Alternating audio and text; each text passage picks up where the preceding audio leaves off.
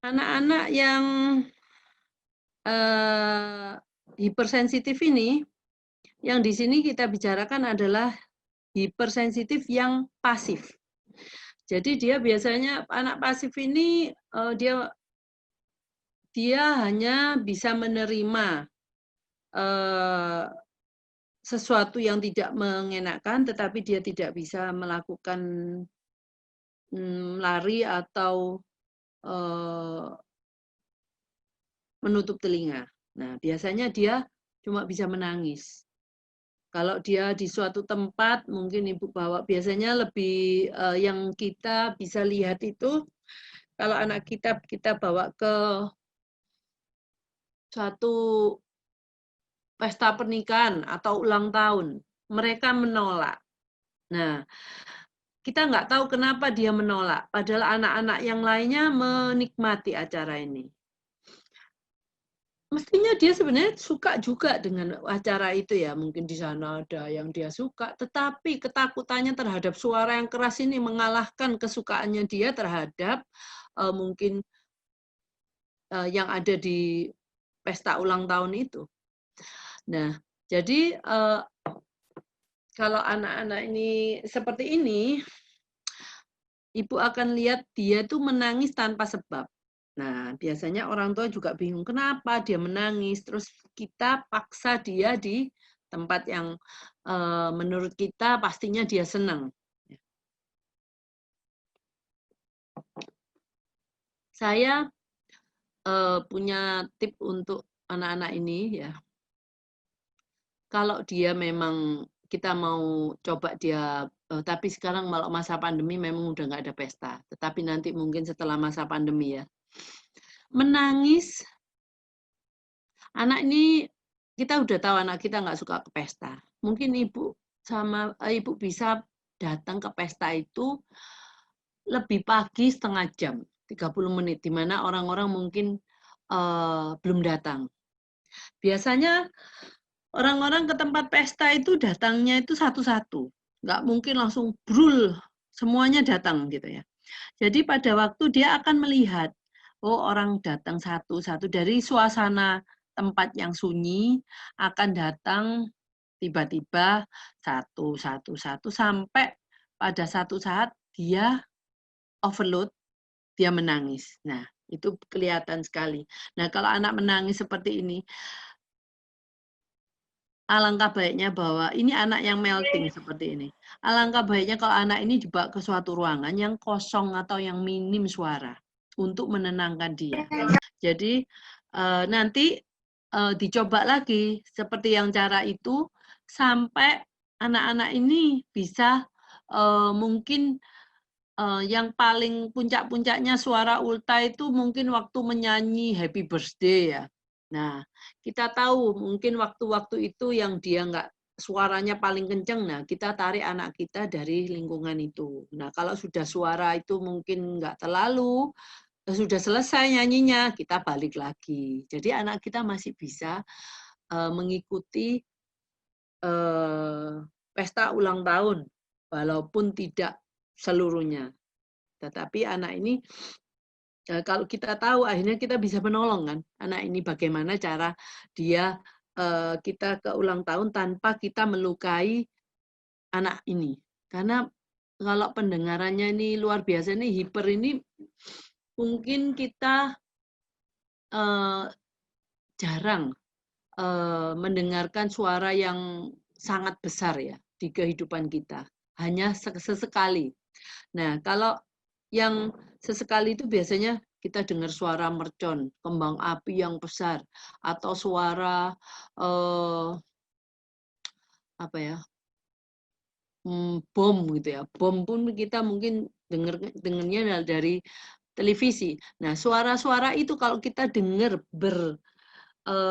sering-sering, kita kan akan menjadi orang yang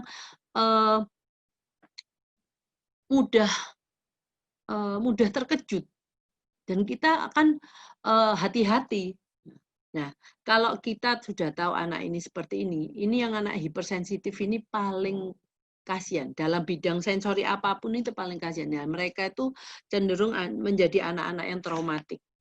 Maka kalau kita mengerti cara menghandle dia, nah seperti tadi ke pesta ulang tahun, bisa di-apply-kan, dilakukan di tempat-tempat yang lain. Nah, itu membuat mereka, kita kan akhirnya tahu bagaimana cara menghandle anak kita di keramaian. Ya. Yang kedua, dia terganggu oleh kebisingan suara latar yang mungkin kita sendiri nggak memperhatikan ya. Terus kalau dia lihat TV, ini yang musiknya mesti suaranya dikecilin sama dia, atau dia nggak sama sekali nggak suka. Mungkin ada yang orang tua yang tahu anaknya nggak suka nonton TV, nggak suka denger game yang rame, yang ada biasanya anak-anak kecil semua pada seneng ya lihatnya ya. Nah, ini terus dia kalau makan makanan yang berbunyi seperti kerupuk, dia juga nggak suka. Karena suaranya itu kenceng bagi dia. Kalau bagi kita mungkin makan kerupuk sih oke-oke aja suaranya. Bagi dia, anak ini nggak suka kerupuk bukan karena nggak suka rasanya, tapi nggak suka suaranya. Oke, kalau hipersensitivitas, yang ini adalah yang aktif. Dia akan lari atau menghindari situasi di mana ada suara keras. Atau tiba suara-suara itu yang menurut kita itu keras itu, yang menurut mereka keras, itu mungkin menurut kita nggak keras. Seperti toilet flush ini masa keras sih? Menurut kita kan oke aja sih suaranya nggak terlalu berisik. Gitu. Nah, biasanya mereka lebih ke arah nggak sukanya itu mixer, suara juicer, suara untuk apa? Penyedot debu, pengering rambut, nah mesin pemotong rumput. Nah bisa juga ini kan suara dengan frekuensi yang tinggi. Tapi ada juga anak yang nggak suka suara frekuensi rendah, seperti suara AC, AC-nya mall. AC-nya mall itu kan suaranya besar tuh ya. Apa? AC-nya besar, suaranya sangat rendah. Gitu ya. Itu ada juga anak yang nggak suka suara itu.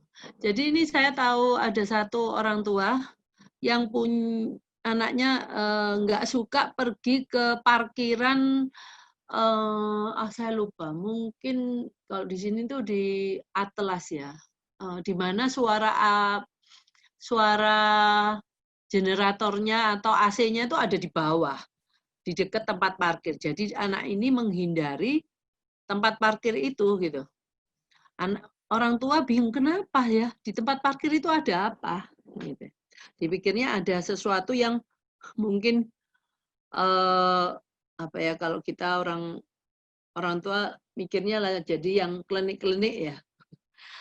Jadi akhirnya kita tahu bahwa dia nggak suka suara yang rendah, nggak cuma suara frekuensi tinggi, frekuensi rendah pun mempunyai probability anak nggak suka mendengar itu. Menghindari atau situasi tempat dengan banyak orang, seperti taman bermain dalam ruangan. Jadi anak-anak ini biasanya nggak suka tempat yang banyak orang. Nah, biasanya kalau di sekolah mungkin pada waktu makan bersama itu dia nggak, kalau bisa dia mungkin di luar ruangan. Atau kalau mungkin di satu kelas, di kelas itu dia lebih memilih di bagian belakang. Jadi lebih tempatnya terpisah dari anak-anak yang lain supaya suaranya nggak langsung ke dia. Dia biasanya meletakkan tangan di telinga pada waktu mendengar suara keras dan tiba-tiba.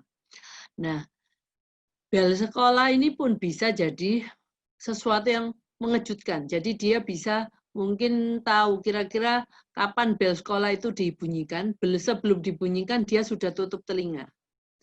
Dan anak-anak ini ada juga yang bisa mendengarkan suara kayak ini, pesawat itu belum datang, tapi dia sudah tahu pesawat mau datang. Atau papanya itu dia akan ngomong dia tahu papanya akan datang, padahal papanya belum sampai di rumah, mungkin belum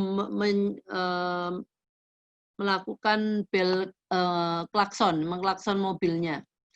Nah, ini anak-anak yang hipersensitif ini ada juga yang sampai dia bisa mendengar suara air, saluran air yang biasanya kita tanam di dinding, dia akan bisa mendengar suara air itu lewat. Nah, itu jadi mungkin kita bisa bayangkan ya, sangat sebenarnya mengerikan. Kalau telinga kita itu semua kita dengar seperti itu. Jadi orang tua kalau setelah tahu problem anaknya yang hipersensitif ini, ya tolonglah kita bisa kasih kita bisa membantu mereka di situasi yang memang benar-benar dia harus ke sana, tetapi kita kasih bantuan sebisa mungkin supaya anak kita nggak merasa sangat terganggu. Dan akhirnya menjadikan anak kita itu traumatik ya, anak yang traumatik. Nah, untuk anak-anak yang terganggu secara pendengaran, Anda bisa memakai ini. Ya. Ini memang sebenarnya kalau yang ini bukan khusus untuk memblok masukan dari ke telinga, tapi ini untuk orang-orang yang musim dingin itu ya. Tapi ini juga bisa membantu untuk menghalangi masuknya suara berapa persen ini udah kalau bisa ditaruh di telinga seperti ini. Nah, kalau yang ini untuk anak-anak yang kita masukkan ke dalam liang telinga, lubang telinga, ini kebanyakan anak-anak nggak suka karena mereka sensitif nih di sininya. Kalau dimasukkan dia menolak. Tapi kalau yang kita taruh di luar seperti ini, kita ajak dia jalan-jalan ke tempat ramai dengan memakai seperti ini, mungkin tidak terlalu menarik perhatian orang-orang yang lainnya. Oke, terus bentar. Saya ada contoh kasus untuk hipersensitif. Contoh kasusnya ini adalah anak L, usianya 7 tahun. Dia seringkali merasa overload oleh kebisingan di sekolah. Selama istirahat di luar ruangan, dia akan menutupi telinganya, menangis, dan lari ke dalam jika anak-anak bermain di sekitarnya. Nah, memang waktu istirahat, suara yang tercipta oleh anak-anak ini akan berlipat-lipat daripada pada waktu mereka ada di dalam kelas. Mereka bisa teriak-teriak, mungkin tertawa keras. Nah, bisa dibayangin bagaimana dia bisa menerimanya kalau waktu istirahat itu menjadikan waktu-waktu yang sangat mengerikan buat dia. Dia harus mencari tempat di mana dia bisa sembunyi mungkin. Nah, jadi kalau kita lihat perilaku-perilaku yang seperti ini, kita bisa memikirkan mungkin bagaimana kita membantu anak kita. Mungkin kita carikan ruangan yang selama istirahat yang kosong, jadi nggak terlalu banyak anak, atau kita berikanlah dia tadi penutup telinga.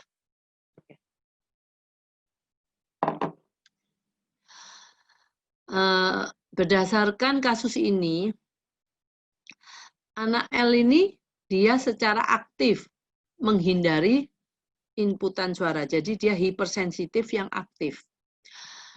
Dia bisa merespon menutup telinganya, menghindari suara-suara ini. Apa yang harus kita lakukan dengan anak-anak yang seperti ini? Oke. Sebenarnya yang bisa kita lakukan untuk anak-anak ini mungkin ya strategi bagaimana kita membatasi suara yang luar biasa menurut mereka itu dengan alat-alat dan sedapat mungkin menyediakan lingkungan atau ruangan yang tenang dan sepi. Nah, jadi kalau bisa ya kita berikan satu tempat yang tenang dan sepi. Tapi kalau nggak bisa, ya mau nggak mau kita berikan alat-alat yang membantu mereka untuk mengurangi inputan sensori pendengaran. Oke.